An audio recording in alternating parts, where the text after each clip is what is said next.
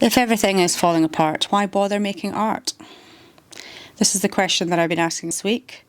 I'm having a bit of an existential moment where I'm, questioning life and questioning what it is that we're doing in this world and whether or not it actually even matters. It's a question I suspect is on many people's minds right now, considering the world that we live in and the landscape that we're having to navigate, what with there being wars and genocides, and seemingly every time you turn around, yet another billionaire and or yet another person who is an elite and or in charge turns out to be a pedophile and or involved in child sexual trafficking and or, the abuse of women and children, etc., etc. Everything feels really bloody awful. There are so many things going on that feel really abhorrent and feel really tough to have to try and get your mental state around and your emotional state around.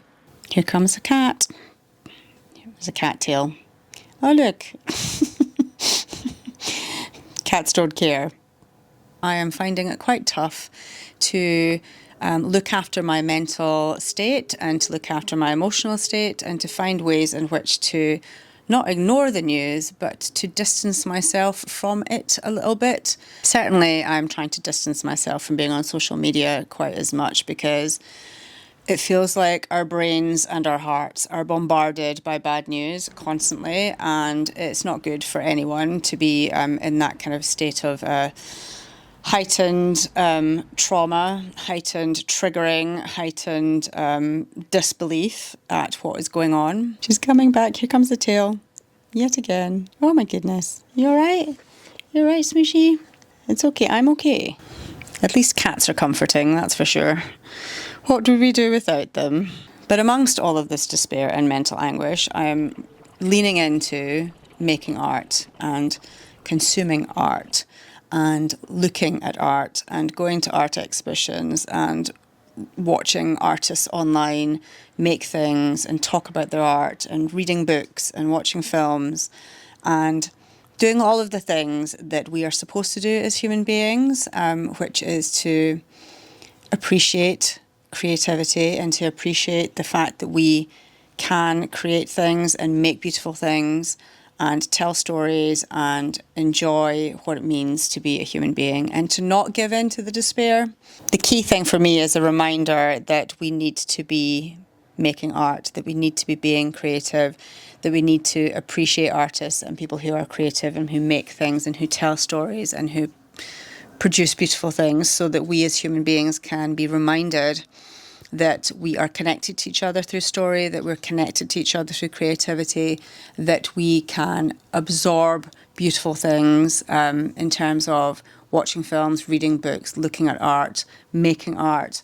These things are all really, really important to who we are as human beings. Without it, we're nothing. It's one of the reasons why the fascists don't want us reading books and don't want us communicating with each other and don't want us to be creative. If you're familiar with history and if you've read anything at all about World War II and the rise of fascism and ultimately Hitler's Nazi agenda in Germany in the 1930s, one of the first things they did was get rid of books and get rid of art and, try to round up artists and creatives as well as the Jewish people to eliminate them, because art and creativity is what keeps us connected to each other. It's what keeps us informed and aware of what's going on in the world. And it's so, so, so important, especially now, with the rise of the far right and with the rise of fascism yet again. I mean, I didn't think I would ever see that in my lifetime, but here we are. There are some people that will say that this is not the time for art and that we shouldn't be engaging in frivolous activity when we should be getting out there and being active in our communities and fighting against fascism. But I say that it doesn't need to be one thing or the other. It can be both. I think we need to be active in our communities. It's certainly something that I am going to be trying to do more of and getting better at, because I don't want to feel like I have no say, no power, or no active engagement with my community. I feel like, and I certainly know that this has been proven out there in the world, is that our connection with each other is what helps us fight against fascism. Our connection and our ability to be kind and look after each other is what helps us fight fascism.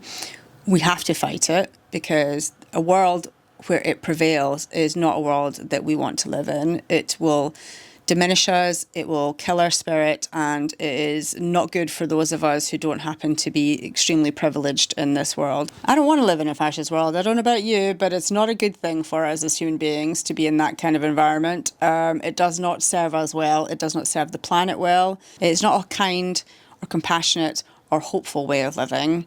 It serves the elites, it serves the wealthy, it serves those that wish to keep us downtrodden and under their thumb and in their control. And it's something that we have to actively fight against. It's something that we need to be engaged in politically, in our communities, and with our art. I am very aware of my privilege, but I'm also aware of the fact that I have a voice and that I have the capacity and the ability to be out there making sure that I'm helping those that don't. That's something that I'm working on and that I want to be better at, and hopefully I'll manage it.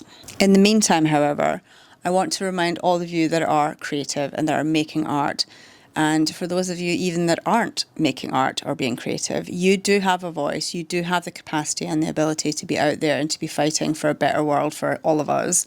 And I want you to know that making art isn't something that you should be feeling guilty about in these times.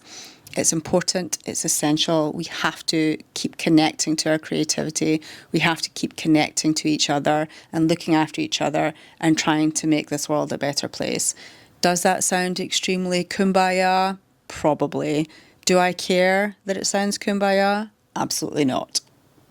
So this is your reminder to keep making art, even though it does feel like the world is going to hell in a handbasket, and that you shouldn't feel guilty about it. You should continue to do it. But also, when you're out there in the world, be kind to people, be good to people, and try to make the world a better place. And don't give in to fascism. I hope that wherever you are, you're managing to stay creative, and I'm going to see you again next week.